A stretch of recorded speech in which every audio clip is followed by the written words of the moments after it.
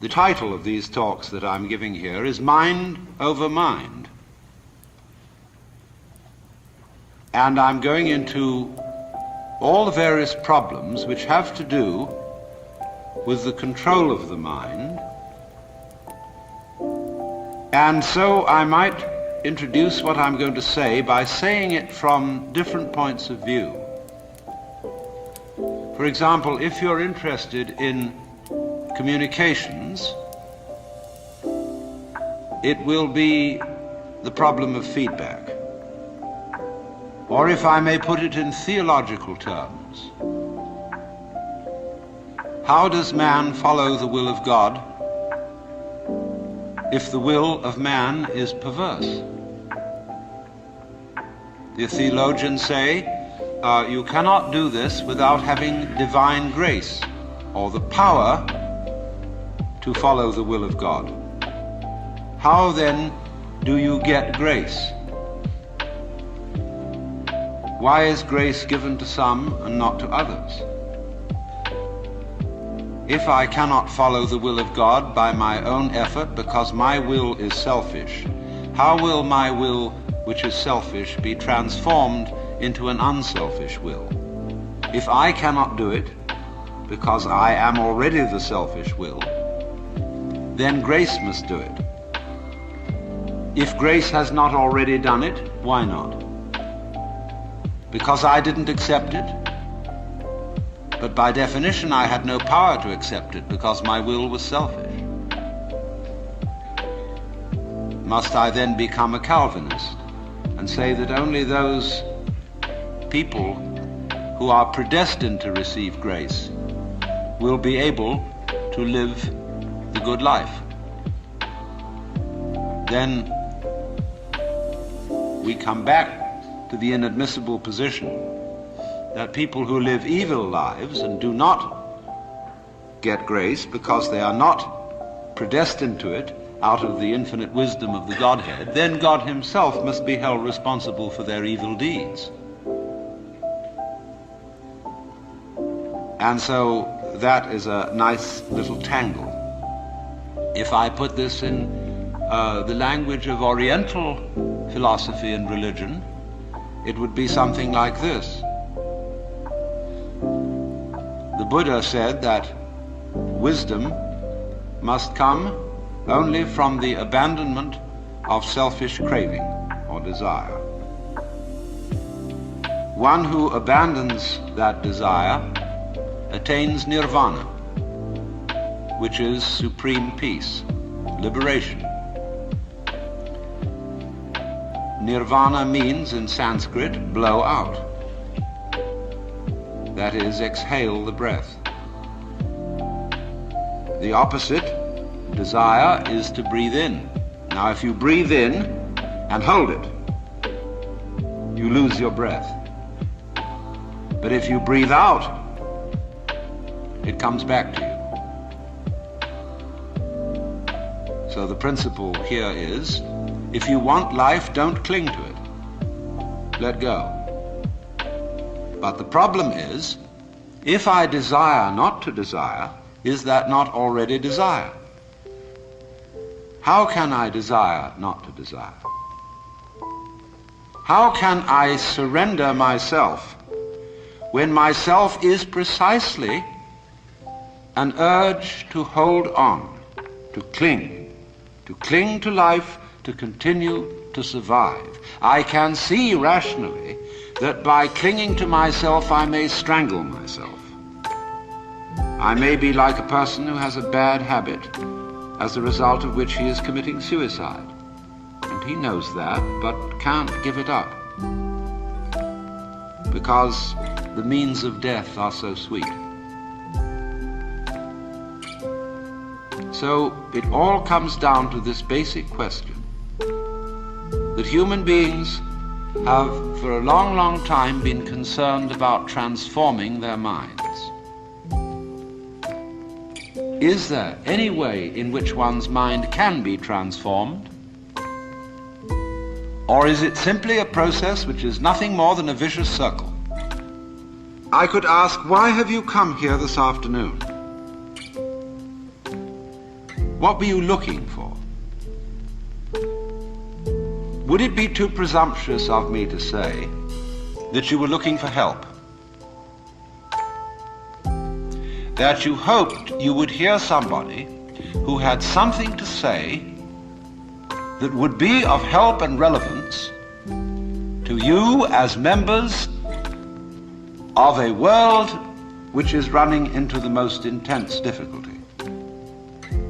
A world beset by a complex of problems, any one of which would be bad enough. But when you add together all the great political, social, and ecological problems with which we are faced, they are appalling. And one naturally says, the reason why we are in such a mess is not simply that we have wrong systems for doing things, whether they be technological, political, or religious, but we have the wrong people. The systems may be all right, but they are in the wrong hands because we are all, in various ways, self-seeking, lacking in wisdom, lacking in courage, afraid of death, afraid of pain, unwilling really to cooperate with others, unwilling to be open to others. And we all think that's too bad. It's me that's wrong. And if only I could be the right person. Is this man going to tell me something that will help me to change myself so that I will be a more creative and cooperative member of the human race? I would like to improve. So in so many people's minds and from so many different angles, there is this urgent feeling that I must improve me. And this is critically important because it's obvious that, at least it's superficially obvious, that the way things are, we are going to hell fast. Now in this question, can I improve me? There is the obvious difficulty that if I am in need of improvement, the person who's going to do the improving is the one who needs to be improved. And there immediately we have a vicious circle. All right, you want grace. Well, ask God, maybe he'll give it to you. And the theologian will tell you, yes, God gives his grace freely. He gives it to all because he loves all. It's here like the air. All you have to do is receive it. Or a more orthodox, a Catholic Christian would say, all you have to do is to be baptized, to take the holy sacrament of the altar, the bread and wine, the body and blood of Christ, and there is the grace right there. And it's given by these simple physical means so that it's very easily and readily available. Well, a lot of people got baptized, and it doesn't always take. People fall from grace. Why do they? You see, we're just talking about the same old problem, but we've put it a step up. But it's the same problem. How can I improve myself? Was the first problem. The second problem is, how can I accept grace? They're both the same problem. Because you've got to make a move which will put yourself out of your own control into the control of a better. If you don't believe in the Christian kind of a God, you can believe in the Hindu kind of a God, who is your inner self. You see, you've got a lower self, which you can call your ego. That's that little scoundrelous fellow. It's always out for me. But behind the ego, there is the Atman, the inner self, the inward light, as Quakers would call it, the real self, the spirit, which is substantially identical with God. So you've got to meditate in such a way that you identify with your higher self. Now, how do you do that? Well, you start by watching all your thoughts very carefully, watching your feelings, watching your emotions. so that you begin to build up a sense of separation between the watcher and what is watched. So that you are, as it were, no longer carried away by your own stream of consciousness. You remain the witness, impassively, impartially, suspending judgment and watching it all go on.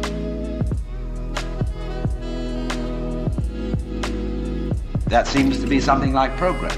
At least you're taking an objective view of what is going on. You are beginning to be in a position to control it, but just wait a minute. Who is this self behind the self, the watching self? Can you watch that one? It's interesting if you do, because you find out, of course, that this is just as the problem of grace is nothing more than a transposition of the first problem.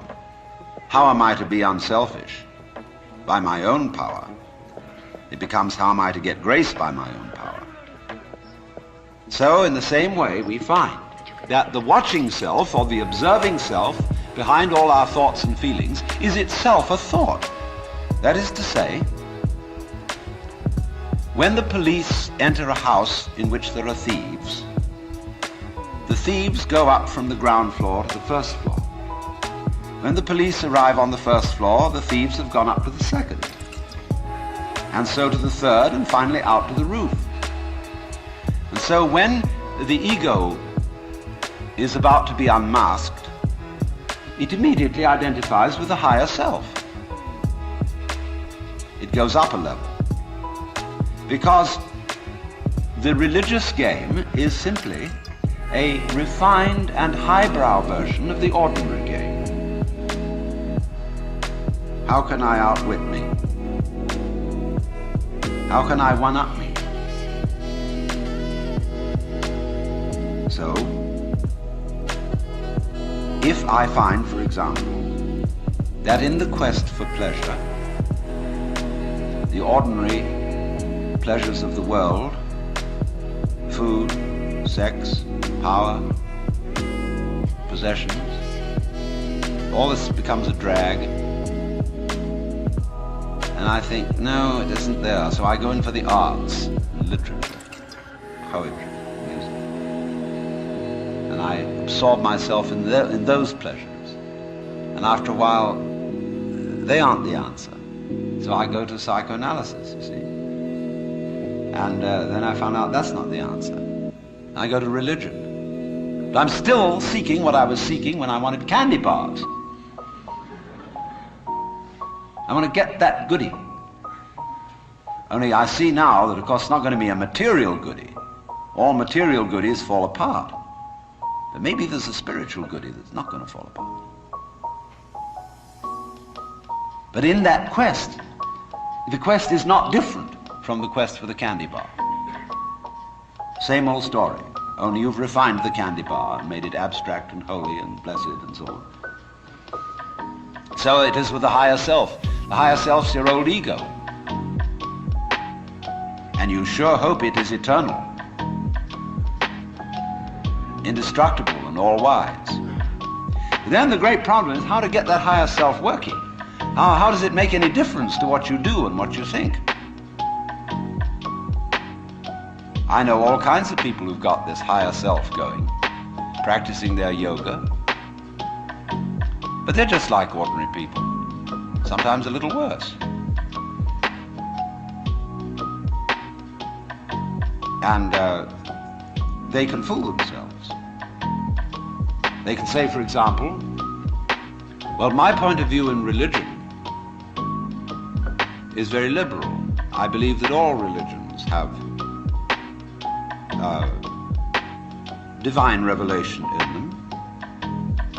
But I don't understand the way you people fight about it. You fight and say that we Jehovah's Witnesses have the real religion. Others say, well, we Roman Catholics have it. And the Muslims say, no, it is in the Quran. And this is the right way. And somebody else gets up, and he may be a rather highbrow Catholic, and say, well, God has given the Spirit through all the traditions, but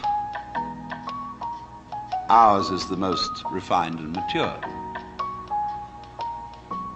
And then somebody comes along and says, well, as I said, they're all equally revelations of the divine. And in seeing this, of course, I'm much more tolerant than you are. You see how that game is going to work? See, I could take this position. Supposing you regard me as some sort of a guru. And you know how gurus hate each other. They're always putting each other down. And I could say, well, I don't put other gurus down. See, that outwits all of them. See, we're always doing that. We're always finding a way to be one up. And by the most incredibly subtle means. So you see that, you see? And you say, I realize I'm always doing that. Now tell me, how do I not do that? I say, why do you want to know?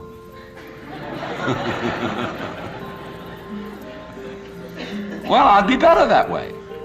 Yeah, but why do you want to be better? You see, the reason you want to be better is the reason why you aren't. Shall I put it like that? We aren't better because we want to be. Because the road to hell is paved with good intentions.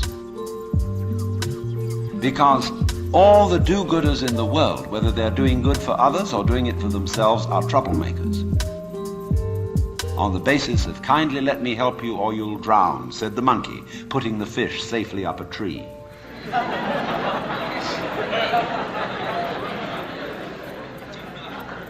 We white Anglo-Saxon Protestants, British, German, American, have been on a rampage for the past 100 or more years to improve the world. We have given the benefits of our culture, our religion, our technology to everybody, except perhaps the Australian Aborigines. And we have insisted that they receive the benefits of our culture, even our political styles, our democracy. You had better be democratic, or we'll shoot you. And having conferred these blessings all over the place, we wonder why everybody hates us.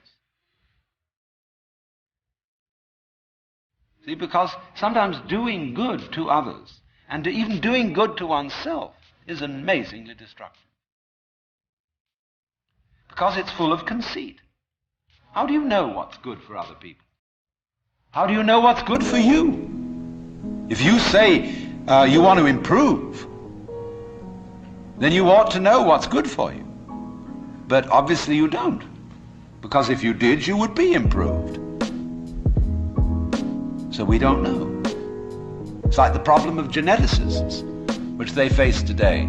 I went to a meeting of geneticists not so long ago where they gathered in a group of philosophers and theologians and said, now look here, we need help.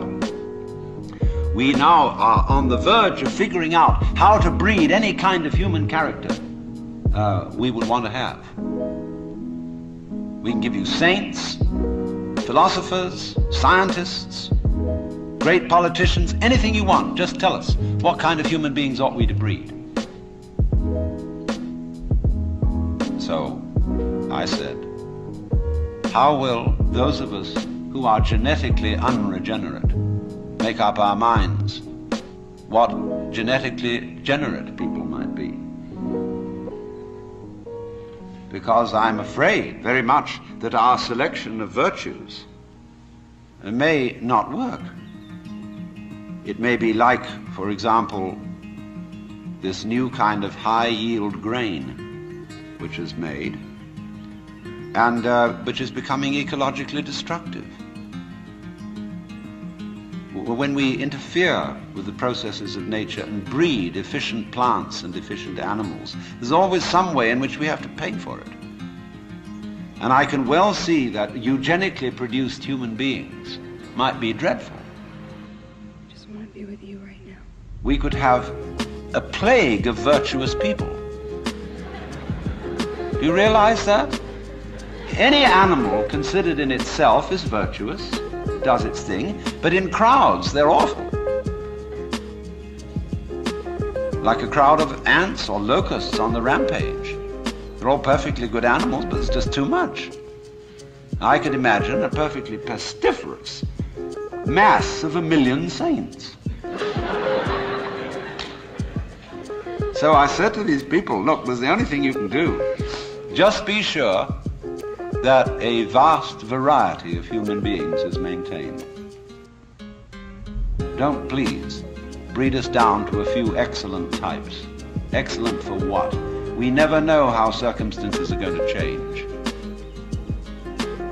and how our need for different kinds of people changes. At one time we may need very individualistic and aggressive people. At another time we may need very cooperative, team-working people. At another time we may need people who are full of interest in dexterous manipulation of the external world. At another time we may need people who explore into their own psychology and are introspective. There is no knowing, but the more varieties and the more skills we have, obviously, the better. So you see, here again, the problem comes out in genetics. We do not really know how to interfere with the way the world is. The way the world actually is an enormously complex, interrelated organism.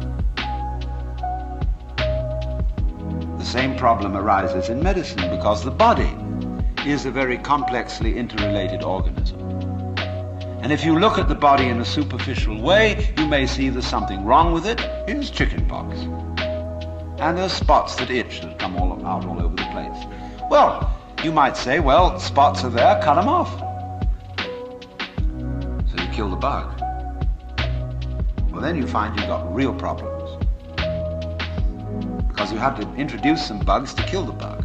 It's like bringing rabbits into Australia. And that starts going all over the place and getting out of hand. But then you think, well, now wait a minute. It wasn't the bugs in the blood. There are bugs all over the place. What was wrong with this person that his blood system suddenly became vulnerable to those particular bugs? His resistance wasn't up. Therefore, what you should have given him was not an antibiotic, but vitamins. Okay, so we're going to build up his resistance. But resistance to what? You may build up resistance to this and this and this class of bugs, but then there's another one that loves that situation and comes right in. See, we always look at the human being medically in bits and pieces because we have heart specialists, lung specialists, bone specialists, nerve specialists, and so on. And they each see the human being from their point of view. There are a few generalists, but they realize the human body is so complicated that no one mind can understand it. And furthermore, supposing we do succeed in healing all these people of their diseases, what do we then do about the population problem? I mean, we've stopped cholera, the black bubonic plague, we're getting the better of tuberculosis, we may fix cancer and heart disease. Then what will people die of? Well, then let's go on living. There'll be enormous quantities of us.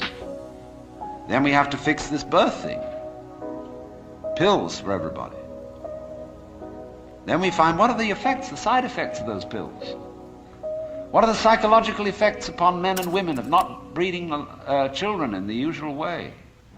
We don't know.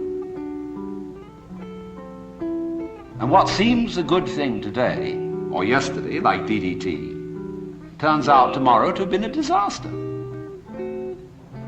What seemed in the moral and spiritual sphere too, like great virtues in times past, are easily seen today as hideous evils. Let's take, for example, the Inquisition. In its own day, among Catholics, the Holy Inquisition was regarded as we today regard the practice of psychiatry. You see, you feel that in curing a person of cancer, almost anything is justified. The most complex operations, the most weird surgery, people suspended for days and days on the end of tubes with X-ray penetration, burning, or people undergoing shock treatment, people locked in the colorless, monotonous corridors of mental institutions. In all good faith, they knew that witchcraft and heresy were terrible things, awful plagues, imperiling people's souls forever and ever. So any means were justified to cure people of heresy. We don't change. We're doing the same thing today, but under different names. We can look back at those people and see how evil that was, but we can't see it in ourselves. So therefore, beware of virtue.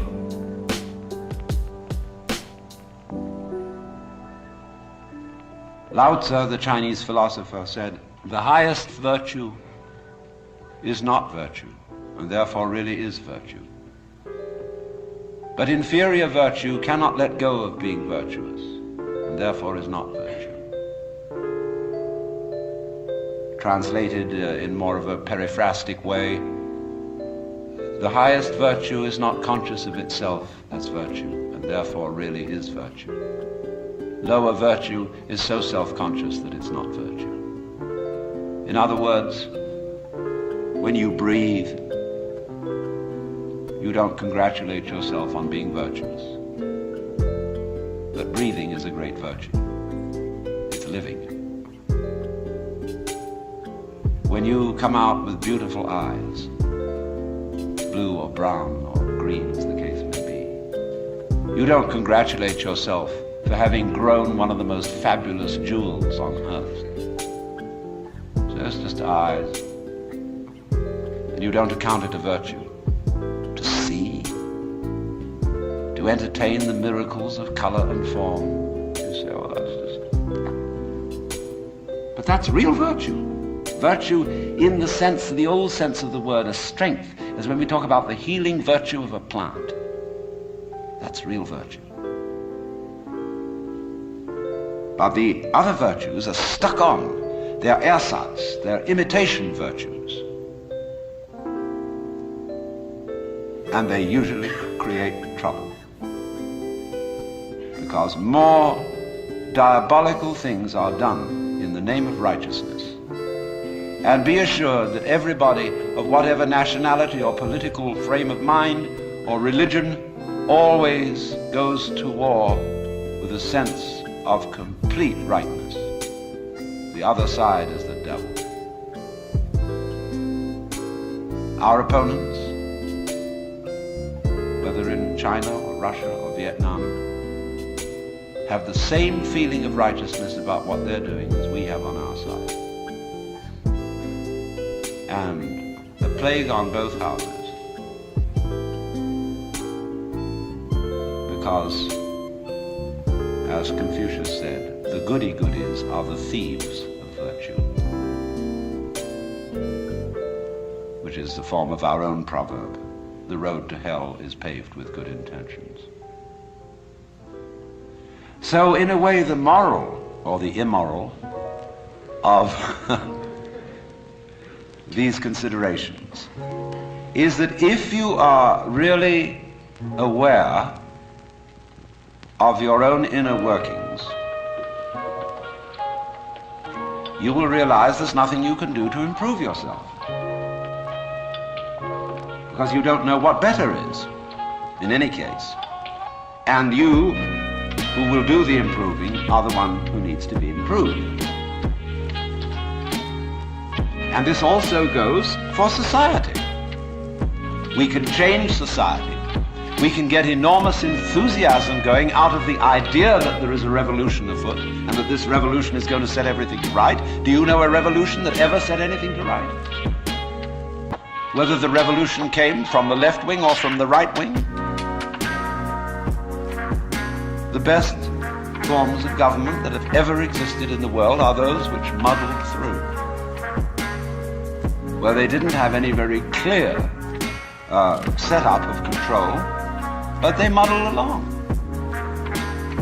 A kind of what I'll call controlled anarchy seems to work out better than anything else. When we have a great system and great power to put it into effect, there is always more violence, more bloodshed, more trouble. It makes no difference whether it be Chairman Mao or Adolf Hitler. So, what instead, therefore, if we see that you can't outwit yourself, you can't be, shall I say, unself-conscious on purpose, you can't be designedly spontaneous, and you cannot be genuinely loving by intending to love. Either you love someone or you don't. If you pretend to love a person, you deceive them and build up reasons for resentment. You say, well, I ought to be honest. That's the beginning of, so many lies you can't imagine. It's like when I hear a lot said about love, the big love thing on the way. Everybody's got to love everybody.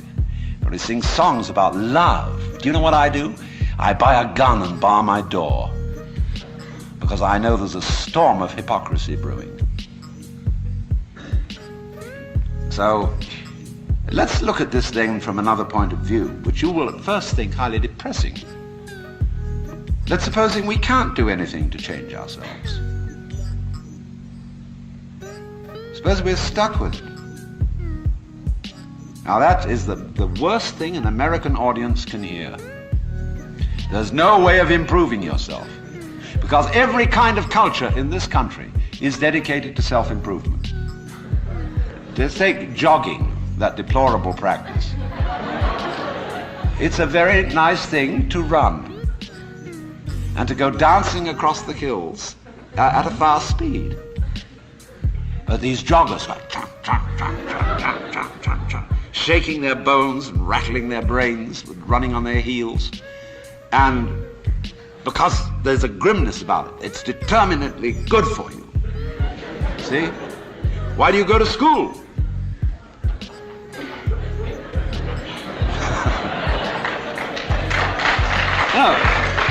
Look, now wait a minute. You may not clap when I'm through. There's only one reason for going to school.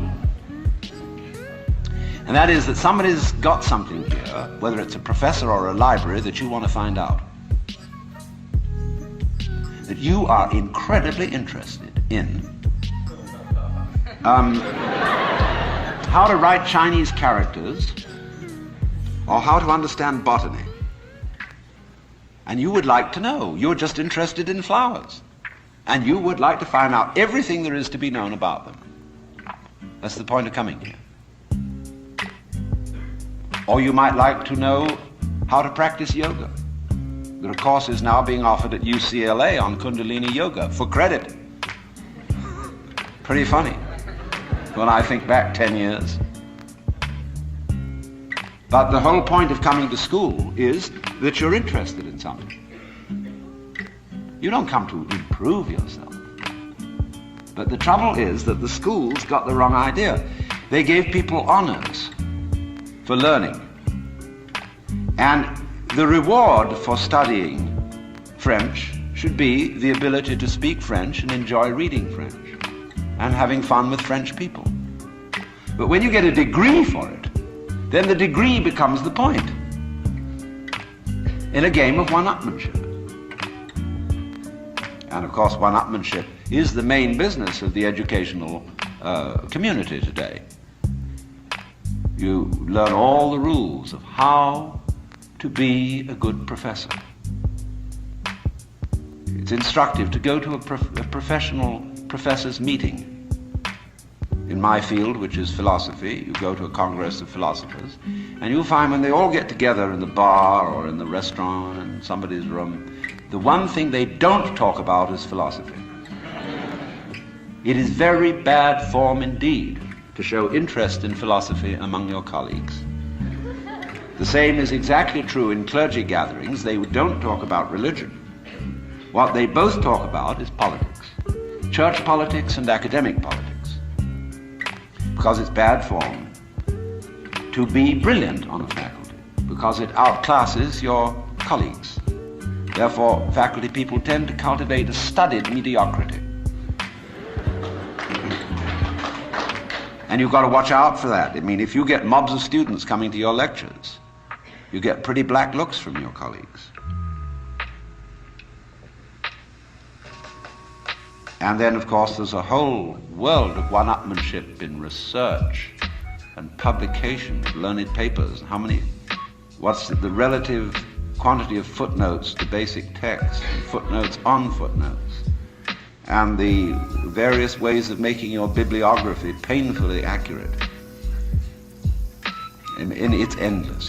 But you see what it is. It's scholarship about scholarship, and not scholarship. Just as learning, because learning is good for you, is irrelevant to learning. The whole idea of improving yourself by learning is irrelevant to the learning process. And in the same way, doing business is doing business. Doing business, such as manufacturing clothes, is a very good thing to do. I could conceive that it would be extremely enjoyable, something one could be very proud of, to make good clothes. Of course you need to sell them because you need to eat. But to make clothes to make money raises another question. Because then your interest is not in making clothes, it's in making money, and then you're going to cheat on the clothes. And then you get an awful lot of money and you don't know what to do with it. You can't eat 10 roasts of beef in one day. You can't live in 6 houses at once. You can't drive 3 Rolls Royces at the same time. What are you to do? Well, you can just go make more money. You put your money back, invest it in something else, and it'll make more. And you don't give a damn how it's made, so long as they make it. You don't care if they foul the rivers, put oil fumes throughout the air everywhere, kill off all the fish. So long as you see these figures happening. You're not aware of anything else. So you see, you went out to do a self-improvement thing. Making money, you see, is a measure of improvement, a measure of your economic worthwhileness. Or at least that's what it's supposed to be. It isn't anything of the kind. But you went out, in other words, for the status instead of for the actuality. So if, in other words, you do an art, you're a musician. Why do you play music? The only reason for playing music is to enjoy it. Hurry to think you know what it is. In other words, people look at say, oh, that's the external world. Forget facts.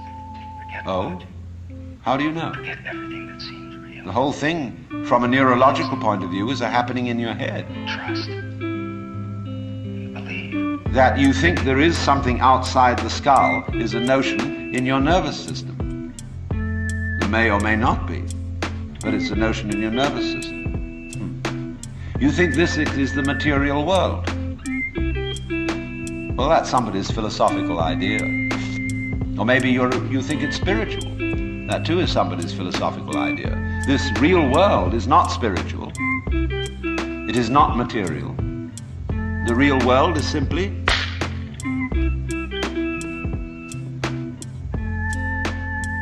So, could we look at things in that way? Without, as it were, fixing labels and names and gradations and judgments on everything, but watch what happens. Watch what we do. Now you see, if you do that, you do at least give yourself a chance. And it may be that when you are in this way freed from busybodiness and being out to improve everything, that your own nature will begin to take care of itself. because you're not getting in the way of yourself all the time.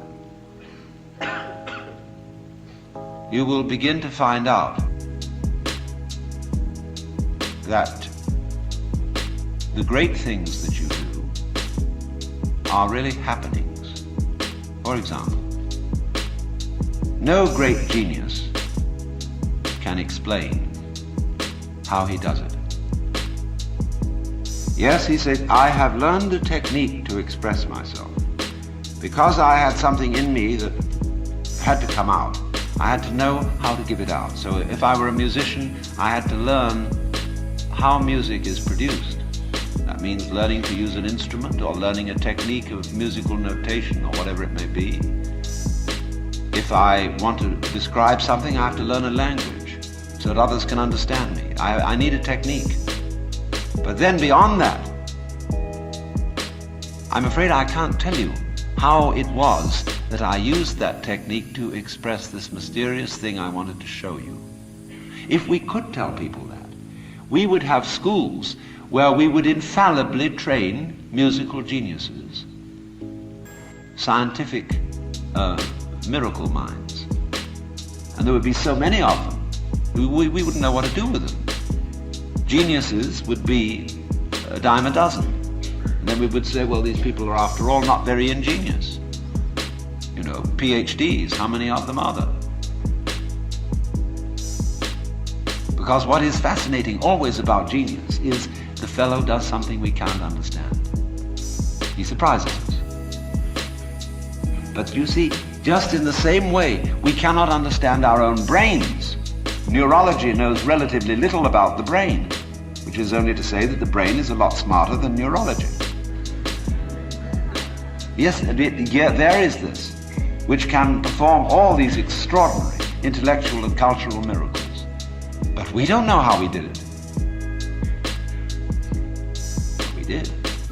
We didn't have some campaign to have an improved brain over the monkeys or whatever may be our ancestors. It happened. And all growth, you see, is fundamentally something that happens. But for it to happen, two things are important. And the first is, as I said, you must have the technical ability to express what happens. And secondly, you must get out of your own way. But right at the bottom of the whole problem of control is, how am I to get out of my own way? And if I showed you a system, let's all practice getting out of our own way, it would turn into another form of self-improvement. See, here's the dynamics of this thing. And we find this problem, you see, repeatedly throughout the entire history of human spirituality. In the phraseology of Zen Buddhism, you cannot get this by thinking. You cannot attain to it by not thinking.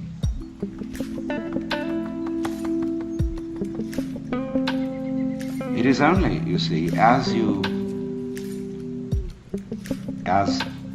getting out of your own way ceases to be a matter of choice, when you see that there's nothing else for you to do. When you see, in other words, that doing something about your situation is not going to help you. When you see equally that trying not to do anything about it is not going to help you. Where are you? Where do you stand? You're nonplussed. And you are simply reduced to watching. Now you may say, I need some help in this process, and therefore I am going to find someone else to help me. It may be a therapist. It may be a clergyman. It may be a guru. It may be any kind of person who teaches a technique of self-improvement. Now, how will you know whether this person is able to teach you? How can you judge, for example, whether a psychotherapist is effective or just a charlatan? How can you judge whether a guru is himself spiritually wise or merely a good chatterbox?